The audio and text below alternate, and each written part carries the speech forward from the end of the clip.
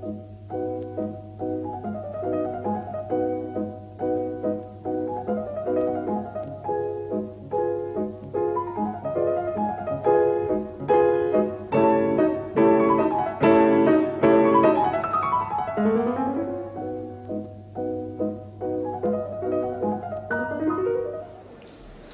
come to Friburgo in West Germany, where I'm going to be talking to a man who, for something like half a century, has been one of the dominant influences on Western thought. He's a philosopher, a political theorist, an economist, a logician, and now widely believed to be the inspiration behind Mrs. Thatcher and her government. He's Professor Friedrich von Hayek.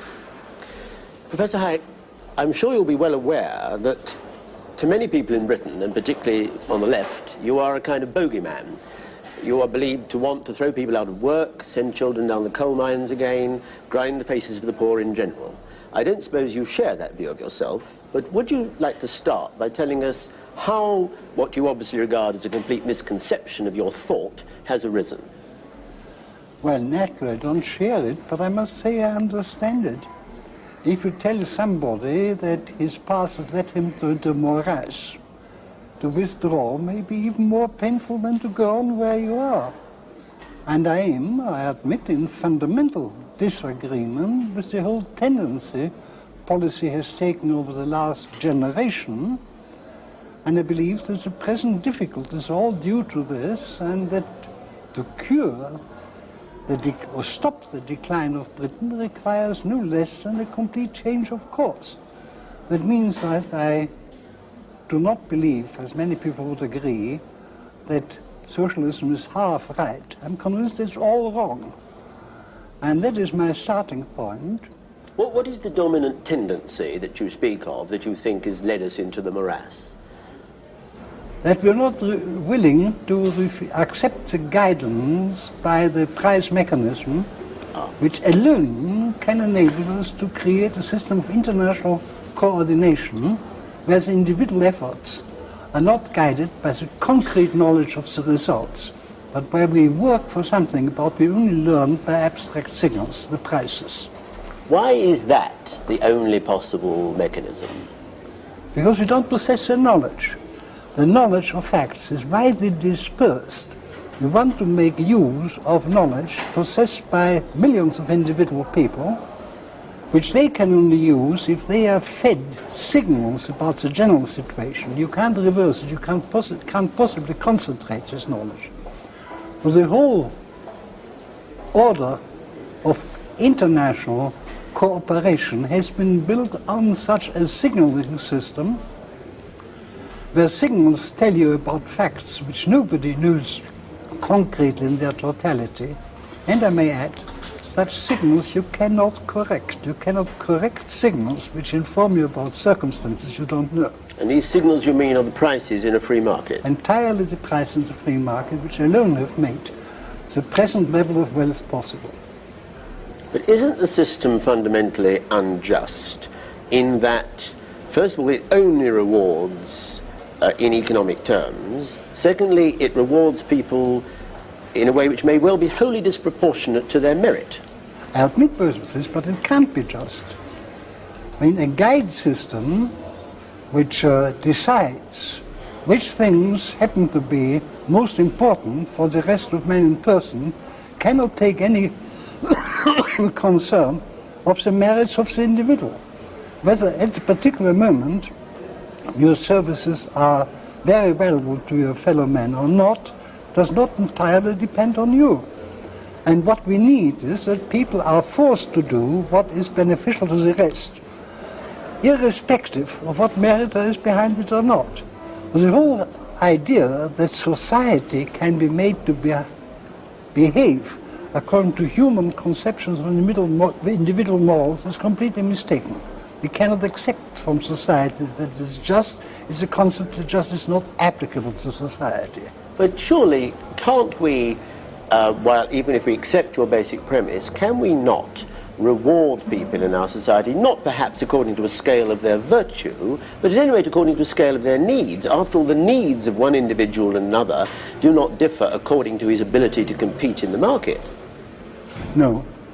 What we can but can only in a wealthy society, is to assure for all a certain minimum below which nobody needs to fall. Beyond this, we must use the signaling system of prices as the indicators what people ought to do. And that can have nothing to do with their individual merits or needs. Indeed, it will probably help them more to satisfy their needs if they are constantly directed to where their efforts brings the greatest benefit to their fellows than if we try to assess the rewards according to needs. It just cannot be done generally. It leads only to some people who have political powers being privileged. But isn't it a philosophy based essentially on selfishness? That is to say, the only spur, it seems, is gain. What about altruism? Where does that come in? It doesn't come in. See, both altruism and solidarity are very strong instincts which guided man in the small group where he was serving known other persons, when his efforts were directed to the needs of familiar people. Now, we have grown as rich as we are because we replaced this by a system where we no longer work for the known needs of known other people and no longer use the known assistance of other people, but where our effort is completely guided by price signals, which for the individual means that I must use my resources, or that's a maximum of excess of what resources is sacrificed for the purpose. But the justification is not my benefit, but that in this way I benefit my fellow man most.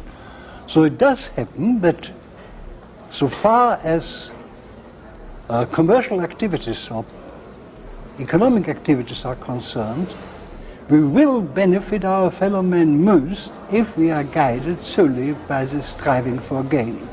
We are then completely free how to use what we have learned. And there, of course, the desire for being altruistic comes in very strongly, but not in the ordering principle of our society.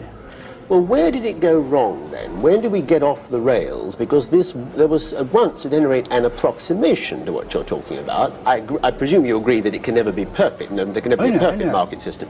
But there was once an approximation. What went wrong?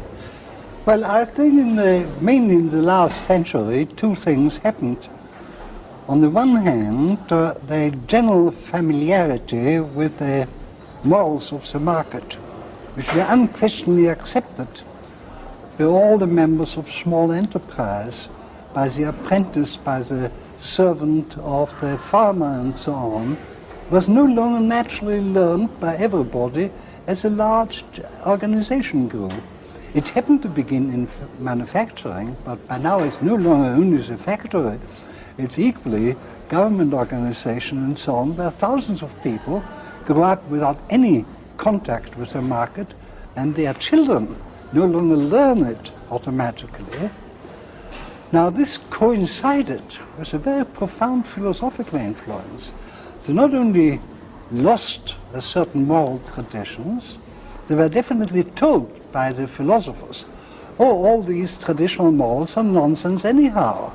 They are superstitious taboos which you cannot intellectually justify.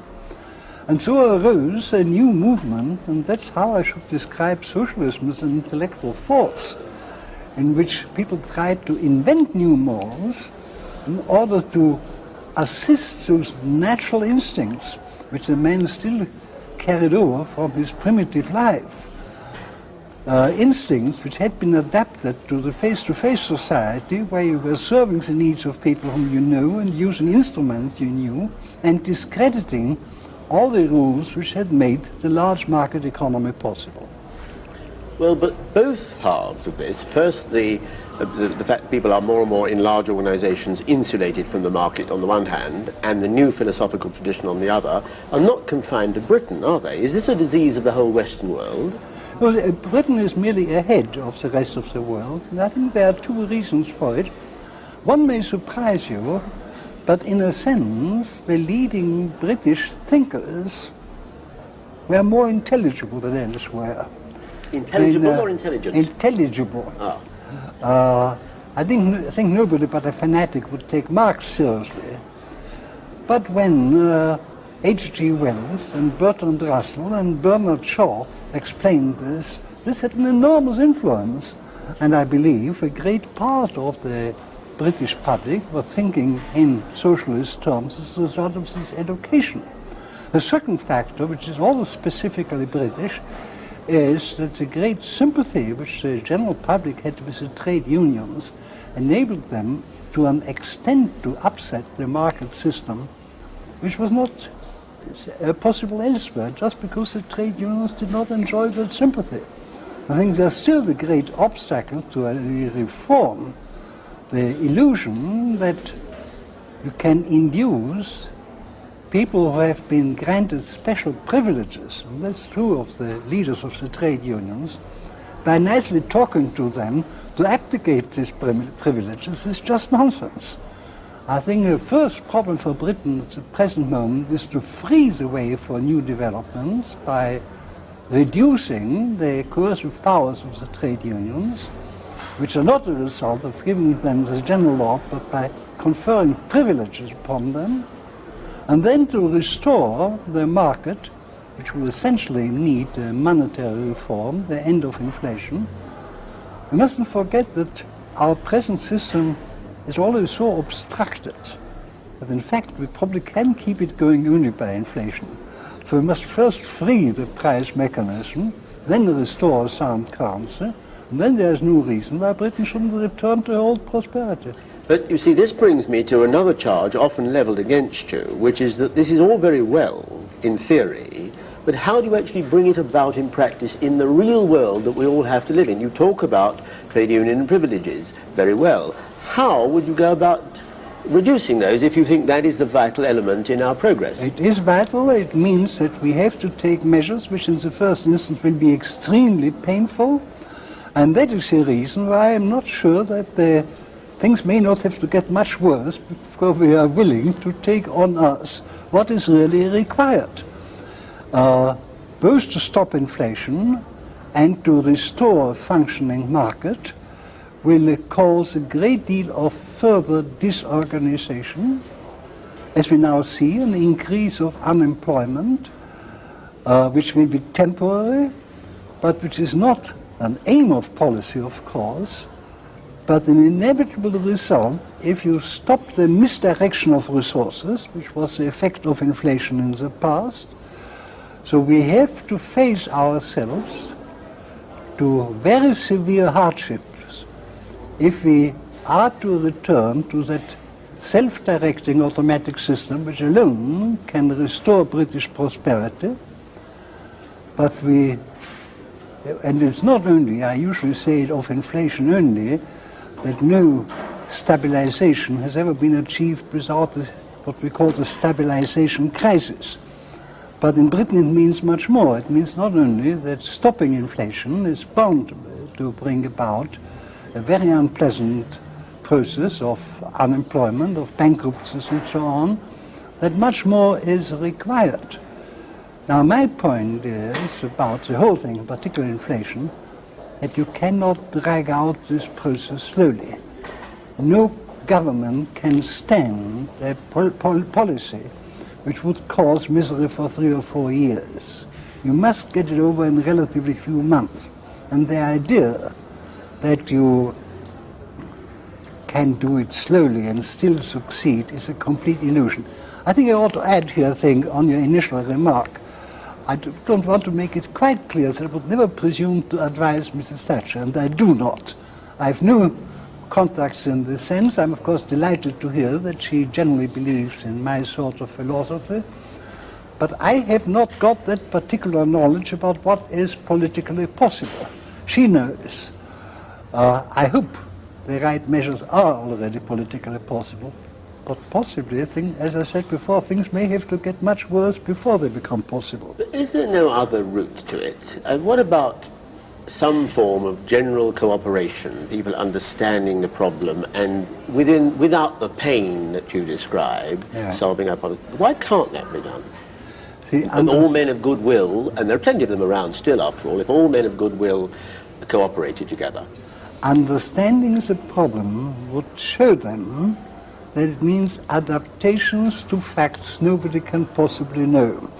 That for this purpose we have to return to an automatic system which brings this about, which takes into account much more than anybody knows, which involves all these changes in the present structure, which people so intensely hate. And unless you take the power from them to prevent things they hate, you will never get the adjustment which is necessary. How are you going to take the power to prevent people obstructing developments which they will hate? Because people do have, there's a lot of entrenched power, after all, in a society like Britain. How do you diminish that power? I'm afraid it will have to begin by diminish the powers of Parliament. I think it's Parliament which confers all these powers, and does so every time everyone complains, and he is given a new power to protect himself against other things. And I think it really begins with the idea of an unlimited legislature, called a legislature, which in fact can order any particular administrative measure it likes. Mm-hmm. So elective dictatorship, as we now come to call it. Yes, if we like to call this. But my concrete suggestion on this has been to divide true legislation, laying down of general rules, and government between two different democratic elected bodies, where the one lays down the general rules, the other governs under these general rules. But that means, I think, a recovery of old political ideas, a conception of what the law means, which will take a very long time. I have been working on this, but I have no illusion that this can have any effect in solving the present crisis of Britain. Well, if you believe that one of the things we have to do is to diminish the power of Parliament, to make it less absolute, then since only Parliament can legislate for that, you are asking people to do the one thing which history seems to suggest nobody ever does, voluntarily to relinquish a power they have. Do you expect Parliament ever to get around to doing that? Well, if it is true, which I'm not quite certain, but which I hope, that the ultimate power is the power of the people, yes, not of Parliament, certainly, then it may well be that the people discover that they have given Parliament powers which they don't really want it to exercise. I think you first have to convince the people they can limit the powers of Parliament, and then a new Parliament may act more reasonably. Well, I wouldn't say we may be in a position to act more reasonably than the present Parliament is. The politicians are largely driven by our system to do a great deal of nonsense. It's not that they are stupid, they can't do otherwise. Now, all this must presumably, in your philosophy, be directed to an end. It's not gain and material improvement are not, I imagine, ends in themselves. They are an end, an important end, but they can't stop there. What lies beyond it for you? Well, that depends on the individuals. Our task, and the common task, is to provide means for the greatest variety of purposes. And I want to leave the individuals to have a maximum of means available for their individual purposes. And I think that inquires that nobody else decides for them for what purpose they are to use it. But that's a common organization. Well, not the common. There may be common organizations for ideal purposes, but the compulsory powers of government are solely directed to providing the people with means which they can use for their own purposes. That is my fundamental conception. Would you say that your idea of liberty itself, which obviously is the framework within which you think and operate, is derived first, at any rate, from economic liberty, in a sense that it all hangs upon that? Well, I wouldn't put it quite that way. I certainly came to understand what liberty means by studying economics. That liberty is not a natural liberty in the Rousseauian sense, but something which the law gives us by protecting us against the violence of others, including government. But I believe what originally was for me an economic approach stands the test of its general validity. It's more easy to see in the economic field. And see, at the present moment, you have the very curious phenomenon in the world.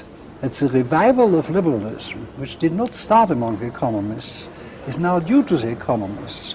I'm trying to keep an international society of scholars alive who believe in my sort of liberalism. It consists almost exclusively of economists. They're the only one who are beginning to see the dangers which we are approaching. Of course, the instrument, as far as I understand your philosophy, for all this is law, isn't it? To you, the law is perhaps the bedrock on which everything else rests, the rule of law. Surely. Now, however, do you not agree that law itself can be unjust in this sense, that law is made by people, by human beings, and they tend to make it in their own interests? Yeah.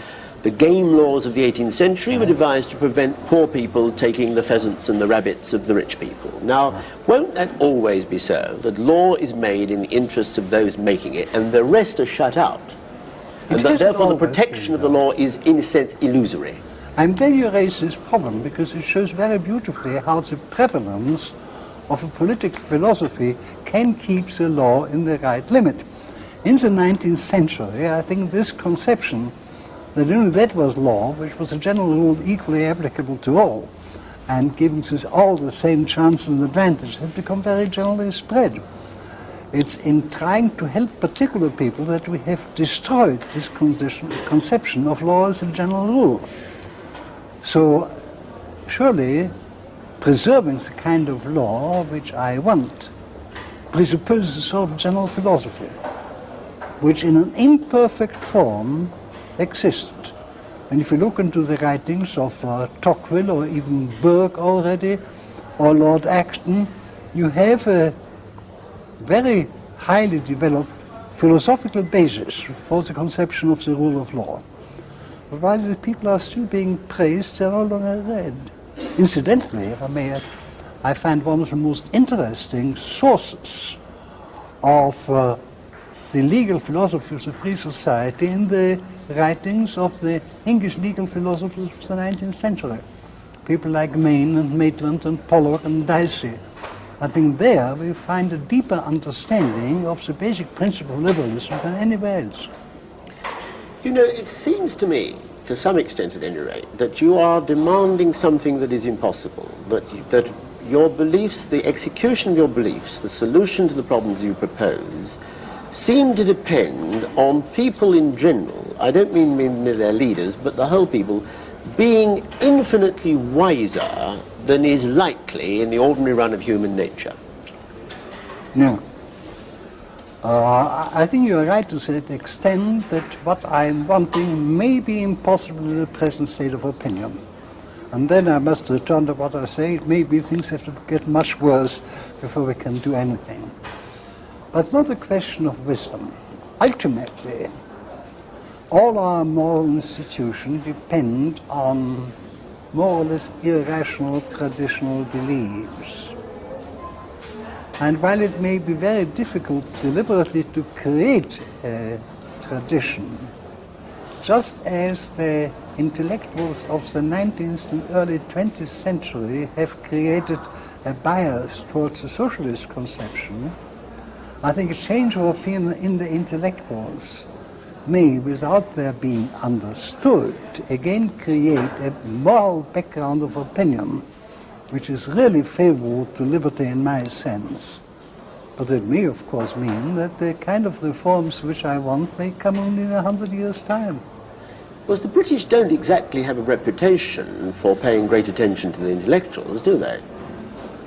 No, they don't. I mean, we like to think of ourselves as essentially a pragmatic people. Yes, but I think on that particular point, one of very few where John Maynard Keynes was very wise, that most politicians ultimately spout the ideas of the intellectuals of a generation or two ago. Yes. And in that sense, it's equally true of the British. It's equally true of Keynes and his influence, I may say. Exactly. Even more so, in fact, yes. So in the long run, opinions are being made by thinkers, even if they have no influence on current affairs. Well, now, you are almost exactly, are you not, the same age as the century. And in that century, the world has come to an end several times. 2 world wars, the rise of modern totalitarianism, the hideous atrocities that has led to, new barbarisms that sometimes seem springing up almost daily in various parts of the world, don't you feel, or do you feel, I want to know, that the whole world in one way or another is sliding down to some form of extinction, not necessarily nuclear extinction, cultural suicide, if you like?